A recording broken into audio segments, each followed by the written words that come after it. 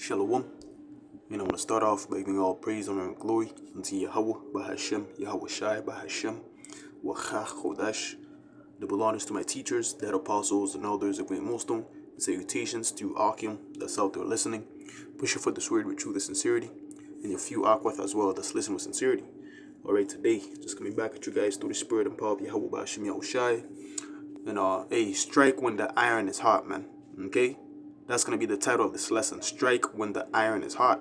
In other words, once the spirit is on you, man, you got to take advantage of the spirit right then and there.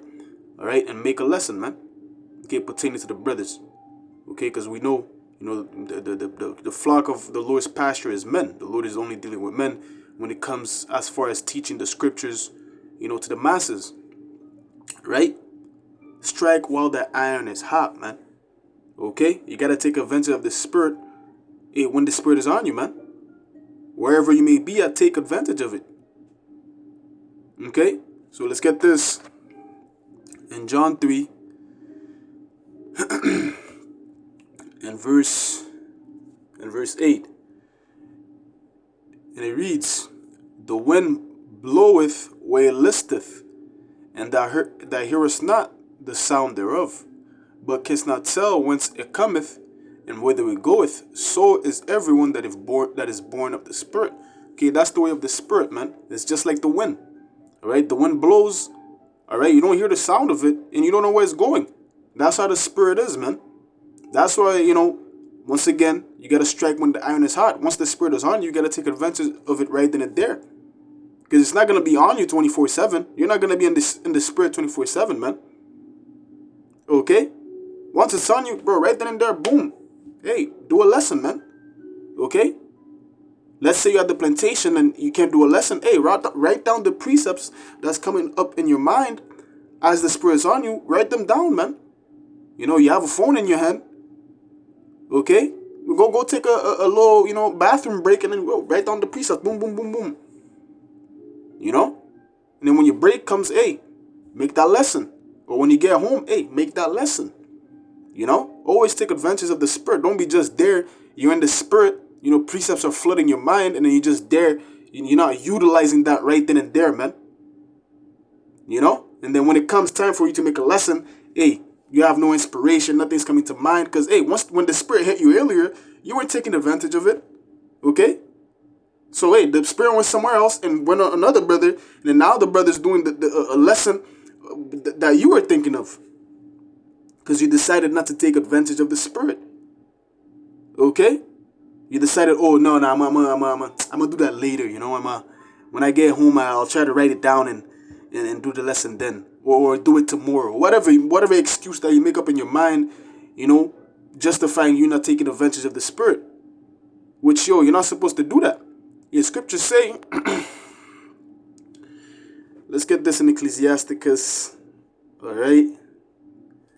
Ecclesiasticus 5 and verse 7. Let's get this real quick. It says, "Make no tarrying to turn to the Lord, and put not off from day to day." You see, it says, "Put not off from day to day." In other words, hey, don't be in that spirit of, I'll do it tomorrow, I'll do it later. Okay? When, right then and there, you'll have the time.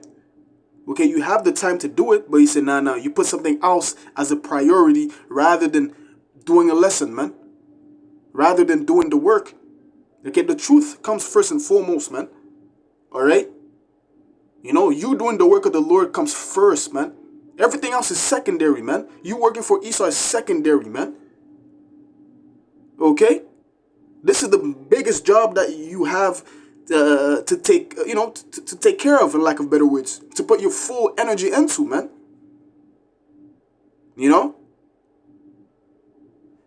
Let's read that again. Ecclesiasticus 5 and verse 7. It says, "Make no tarrying to turn to the Lord, Yahweh Bahashem Yahweh Shai, and put not off from day to day, for suddenly shall the wrath of the Lord come forth, and in thy security thou shalt be destroyed and perish in the day of vengeance." Yeah, man. Okay, if you're in that spirit of putting off day to day and, I'm going to do it tomorrow, I'm going to do it later, hey, man, that's not a good thing, man. That's not a good look. Okay? Now, hey, your spirit starts dimming, every time you decide to, put off from day to day, your spirit's going to start dimming to the point that, hey, you don't have the spirit no more. Okay? Because the Lord is looking for workers, man. He's looking for individuals that's going to apply themselves, all right, and do what is required of them, man. Okay? If you're not taking advantage of the spirit when it's on you, man, hey, that's on you. Okay? Saying, oh, I'm going to do it tomorrow, putting off from day to day, man. Hey, don't be in that spirit, man. You know, scriptures say, don't take thought of the morrow. The morrow is going to take thought of itself. Let's get that. You know? Hey, while you're getting those ideas, and that day, it's for that day, right then and there, man. It is for that day the spirit is on you for, man. Not for tomorrow. Okay? And I know it happens at times, you know. You might get to a particular situation where, you know, you're in the iffy. You know, you have things to deal with. Yeah, that happens from time to time. But that doesn't mean that, yo, you make that an excuse every fucking day, man. You know? So this is Matthew 6 and verse, you know what, let's read 33. It says, but seek ye the kingdom of the Most High and righteousness in his salaki. Let's read that again. Matthew 6 and verse 33. It says, but seek ye first the kingdom of Yahweh Ba'ashim Yahushai and his righteousness, and all these things shall be added unto you. You know, like I stated earlier, hey, the truth comes first, man. Okay, you seeking the kingdom of Yahweh Ba'ashim Yahushai comes first. Okay, that means, yo, reading, okay, studying, making lessons, okay? All of those things that's required, that's you doing it. That's how you're seeking the kingdom of the Most High. And then what? The rest is going to be added onto you, man. Okay? But what? The work comes first.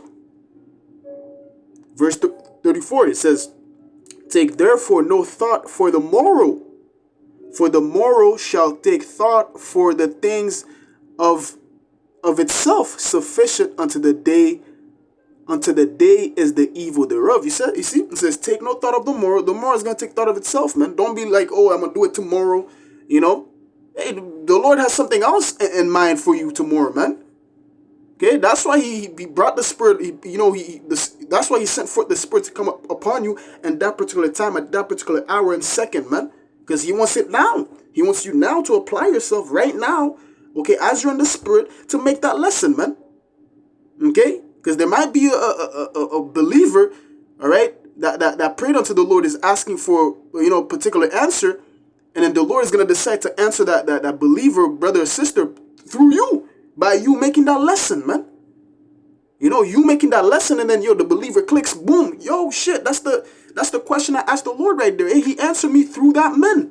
Because we know what? The Lord speaks through men, okay? We're just mere utensils of the Lord. It tells you in what, let's get an example. Let's get a precept to back up what I'm saying of how the Lord speaks through men, right? This is Luke, I think 1:70, if I'm not mistaken. This is Luke 1:70. Says, as he spake by the mouth of his holy prophets, which have been since the world begun. Okay, that's how the Lord always works, man. Ever since the world begun, he always used his prophets as his mouthpiece. And in these last days, were those prophets, man. So once again, you know, like I stated earlier, the example that I gave, you know, a believer might have a question. They pray unto the Heavenly Father, yo, Baba Kosha, Lord, I need answers. I don't understand this precept. You know, answer me, Lord, answer me however you want. Just answer the question, right? And then the Lord, yo, sends the Spirit on you. And then now you get an idea for a lesson, okay? And then that lesson that you're about to make is going to answer that believer's question. And then boom, you know, the Lord used you in order for you to answer that believer's question. But if you don't take advantage of the Spirit right then and there, then hey, the Lord is going to send the Spirit to somebody else and see you as unprofitable, man. You know, I sent my Spirit on you for you to do a lesson, for you to use you, okay, to answer this believer's question. But hey, you don't want to apply yourself and do it, right? Come on, man. The Lord doesn't have what use do we have for a broken fork or a broken spoon? Okay, that's how the Lord is gonna see you if you're not taking advantage, man. As a broken utensil, man. Okay, and he's gonna look to the next brother and yo, hey, It seems like this brother doesn't want to apply himself. Yeah, I'm going to give it to that brother and make the lesson. And then, so on and so forth, man. Okay? So now I want to get this. Let's get this in 1 Samuel's. when King Saul started prophesying among the prophets. Right? Let's get this real quick. A quick example. Okay? Because as we're going to get the account, Saul then, didn't wait. Let's get it, man, all right? I don't want to butcher the precept. I'm going to get to the point. This is 1 Samuel 10 and verse...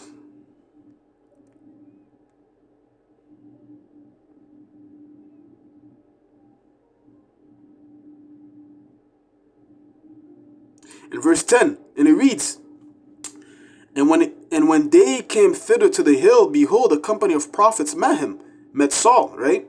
Because as you go up in the chapter, even the previous chapter, it was speaking about, how Saul, basically got chosen, to be the king over the nation of Israel, right? But I want to get to the point here. So it says, verse 10 once again, it says, And when they came thither to the hill, behold, a company of prophets met him. And the Spirit of the Most High came upon him, and he prophesied among them. And it came to pass, when all that knew him before time saw that, behold, he prophesied among the prophets. Then the people said one to another, What is this that is come unto the son of Kish? Is Saul also among the prophets? Right? When the Spirit hit Saul at that time, he didn't wait and said, no, I gotta bring the ashes to my father. That was the mission I was set upon, right? Now I can't be here prophesying with these prophets. Let me go bring the ass and then I'm gonna come back. Nah, that's not what's written here, man. Okay, when the Spirit came upon King Saul, right? He was prophesying right then and there, and the people are saying, yo, is Saul a prophet? Is he among the prophets? And as you go down, it's gonna say, it became a proverb. Is Saul among the prophets? Matter of fact, the next verse says it. Let me read it. It says, verse 12, and one of the same place answered and said, But who is their father? Therefore it has become a proverb, is Saul among the prophets? Right? But the point I wanted to get from this is that what? Saul didn't wait.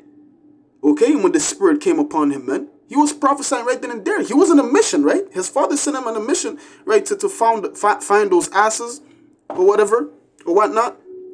Right? He had to get back to his father. Right? But when the Spirit hit him, hey, bro, he prophesied right then and there, man. Okay? He wasn't worried about, let me go bring the ashes to my father first, then come back and prophesy with the prophets. Okay? So likewise, man, us in this day and age, man, we can't be making excuses, when the Spirit comes upon us, man. Take advantage of it. Write the precepts down. Once again, write it down. Okay? And once your break comes, hit the lesson. Or if you can't do it on your break, hey, when you get home, the first thing as you get off work, if you have to drive back home, park up first and then, make the lesson. Bro, right after, man, once you make that lesson, you're gonna feel way better, man. Okay? Instead of putting it off, and then now, you're looking for a lesson to make, nothing's coming up to mind, right? Now your conscience is condemning you. You should have made that lesson when that Spirit hit you. Now you can't sleep. Now you feel like you're an unprofitable servant. Okay, regardless, when we do the lessons, we're still in that mindset, we're unprofitable servants, because that's what scriptures say. But hey, how much more when you don't do a lesson, when you don't apply yourself, when the opportunity is presented unto you, right? How much more is it gonna hurt your conscience, man? So hey, you gotta strike when the iron is hot, man. Strike when the iron is hot. Okay? Hey, I'm gonna close it off there, man. The point was made. Strike when the iron is hot. Okay, when the Spirit is on you, man. Hey, write down those precepts. Okay? Or whatever that you're doing. You might be at home watching TV, and then you see a particular scene that scriptures come up to mind. Hey, pause the movie or pause the show. Make a lesson. You might be cooking and then you're listening to brothers, lessons, and then, the Spirit hits you. Hey, put the heat on low, on the food that you're cooking, and boom, hit the lesson, man. Don't wait and then now, you want to make the lesson, and then, as so like, and now you want to make the lesson, right? You waited, and then, you want to hit the lesson now, but it doesn't come out like, how do I say this? So like, let me gather my thoughts here. Right? Okay, you waited, and then you go and make the lesson, but it doesn't come out as it was before in your mind, if that makes sense. Okay, because at times, the Spirit might be on you, you're thinking about precepts, and then you didn't take advantage of the Spirit right then and there, and then you decide to make the lesson, but it doesn't come out, before, when the Spirit was on you. It doesn't come out how it was in your mind when you were in the Spirit. You decide to make the lesson, but some points you didn't hit. Some points that came to mind when you were in the Spirit, you didn't hit when you made the lesson. I hope, it makes sense what I'm saying. Okay? But hey, man, like I stated earlier, man, I'm going to close it off there, man, all right? I'm not going to keep on blabbling, too long. The point was made, man. Okay? Hey, so with that, man, I'm going to close it off here by giving all praise, honor, and glory unto Yahweh, Bahashem, Yahweh Shai, Bahashem, Wachach Chodash. Lord willing, this lesson was edifying. All right? Until next time, I'm going to say shalom.